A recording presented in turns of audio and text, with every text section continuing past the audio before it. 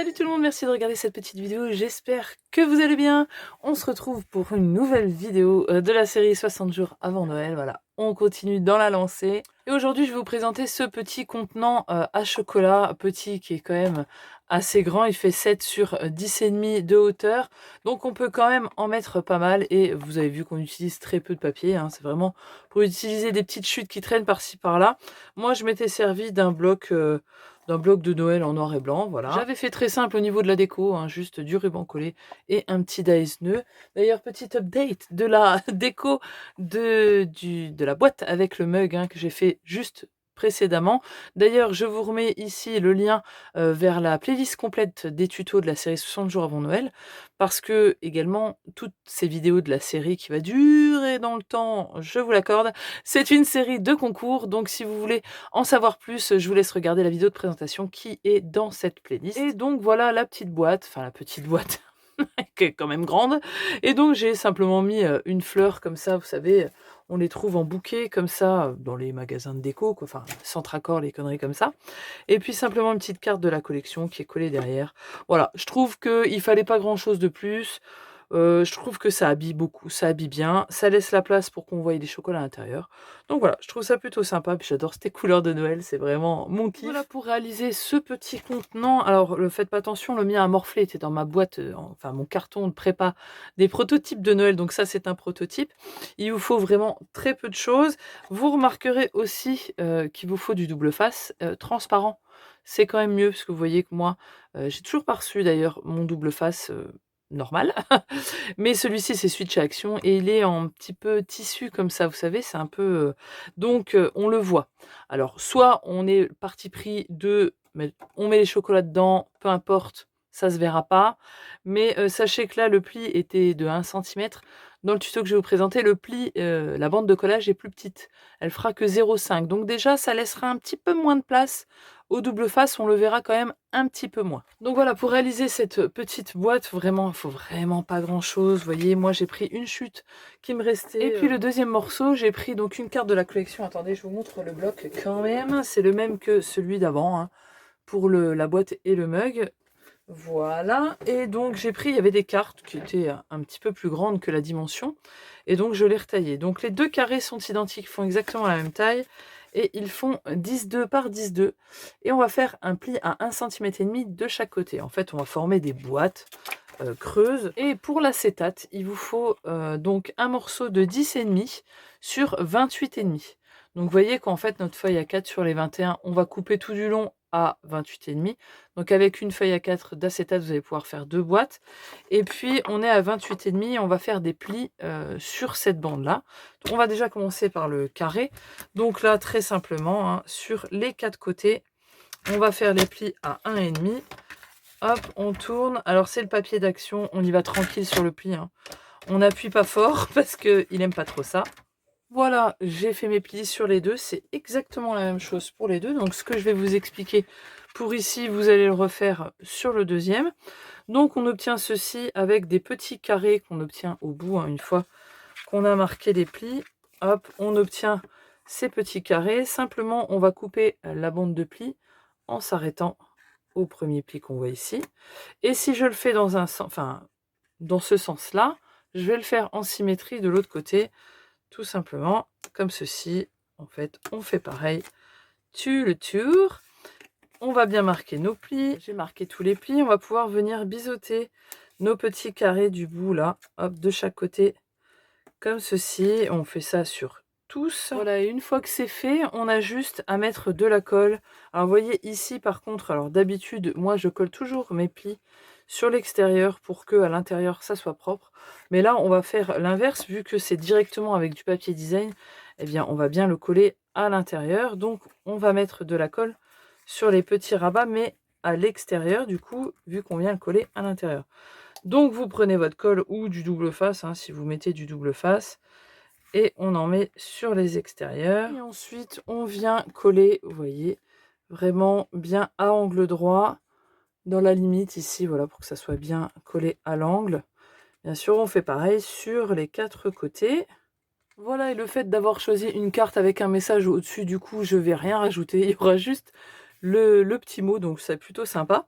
Donc on a nos 2 boîtes, maintenant on peut les mettre de côté et on va reprendre le morceau d'acétate et on va venir faire des plis. Donc sur nos 28,5, on va venir faire un pli à 7 cm, à 14, à 21, hop, et à 28. Vous l'avez compris, on fait des plis tous les 7 cm. Et donc on obtient donc une toute petite bande de 0,5 ici de collage qui est quand même un peu plus petite que celle que j'avais fait l'autre jour. À l'inverse du papier de chez Action, l'acétate, faut y aller, hein. Faut appuyer parce que c'est du plastique assez rigide. Donc on vient bien, donc on a fait nos plis et on vient bien les marquer. Je vais arriver à parler, hein. Chaque vidéo je bégaye, hein, vous avez remarqué. Donc ensuite, une fois que vous avez votre morceau d'acétate qui est bien, où les plis sont bien marqués, moi je vais mettre du double face. Alors moi j'ai que celui d'Action, hein. Je vous conseille quand même du meilleur double face, mais bon, on va dire que c'est pour le prototype. Donc on va en mettre en bas, moi j'en mets en bas de ma bande. Alors j'ai pris le parti de faire comme ça. Vous auriez pu en mettre ici avant de plier, mais je trouve que c'est plus compliqué pour l'enlever, etc. Donc moi je fais comme ça. Voilà ce que vous devez obtenir, vous voyez. Et j'ai mis un morceau que j'ai coupé, hein, d'ailleurs si je n'avais pas la bonne taille évidemment, que j'ai mis sur ma petite languette de 0,5. Donc déjà je vais accrocher, voilà, le morceau de gauche sur la languette ici. Et je vais le coller tout du long. Voilà, en le mettant bien contre mon pli, mais faut faire attention pas que ça déborde, hein, que ça soit plus long. Il faut bien le mettre à 1 mm en dessous du pli. Et puis bien sûr, on vient l'aligner bien, que ça soit bien droit ici, en haut, pas que ça dépasse, vous voyez, de le coller de travers, etc. Voilà ce que vous devez obtenir, hein. Surtout le double face, faites attention, il faut vraiment y aller tranquille, hein. C'est vraiment si on n'a pas l'habitude, voilà. Faites pas attention non plus, c'est vraiment pour laisser, mon acétate est sale. Mais voilà. Et là maintenant, ce qu'on fait, bah, c'est qu'on enlève le double face en bas. Hop, voilà. Alors moi, j'enlève tout, hein. Vous pouvez l'enlever au fur et à mesure. Si vous n'êtes pas à l'aise, enlevez-le au fur et à mesure. Vous le remettez, vous voyez, vous enlevez un morceau, vous le laissez relever, vous faites une face, vous tirez l'autre, etc. Moi, je sais que celui-là colle très peu. Donc voilà. Aussi, faites attention, faites pas attention. Parce que je viens de me rendre compte que moi, je dois avoir un problème avec mon massicot qui fait les plis. Ça dépend. Ici, c'était parfait. Mais là, j'ai un côté qui fait 7,2, comme il devrait être au final, et un côté qui fait 7. Donc, mon truc va gondoler, hein. Mais les mesures sont bonnes, hein. C'est simplement au niveau de mon massicot. Et vous voyez que normalement, ça rentre pile poil dedans. Ça va être nickel, vu qu'il y a 7,2 et que votre largeur d'acétate fait 7. Donc, il y a la place. Et puis, ce qui reste à faire, eh ben, c'est de venir appuyer votre acétate sur toutes les faces, sur les faces intérieures du, vous voyez là je sens que ça gondole, ça m'énerve, de votre petit socle, voilà, comme ceci, vous voyez, et la boîte est faite. Donc là du coup il n'y a plus qu'un tout petit bout comme ça, et normalement vous voyez que ça rentre nickel. Donc vous avez une petite boîte à contenant super sympa. Je vais vous montrer une déco assez simple, hein, pour faire avec ce genre de ruban. Ça va faire comme un petit emballage cadeau. Donc ce ruban là et du lot là, et il fait 1 mètre. Je vous conseille de prendre quand même un peu plus parce que le nœud va être juste à faire, mais il sera faisable. Voilà, un petit 10-15 cm de plus, ça fait pas de mal.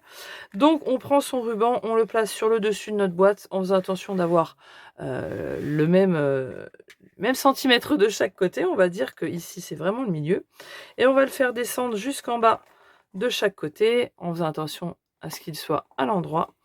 On va se retrouver sur le cucu de la boîte. Et là, on va faire croiser nos rubans, tout simplement. Hop, alors on peut décider de le croiser de façon à ce que ça reste dans le bon sens du ruban, si vous avez un sens.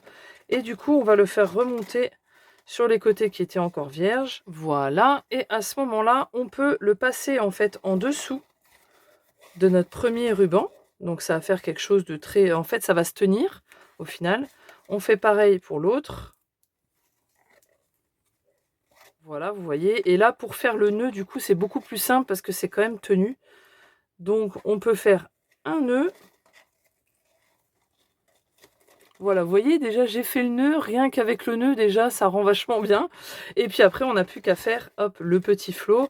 Alors ici c'est juste, on va essayer. Voilà, on est d'accord que c'est pas terrible, hein. Il faut rajouter des centimètres pour que ça fasse un plus joli flot. En plus j'ai pas brûlé le ruban, c'était vraiment pour vous montrer.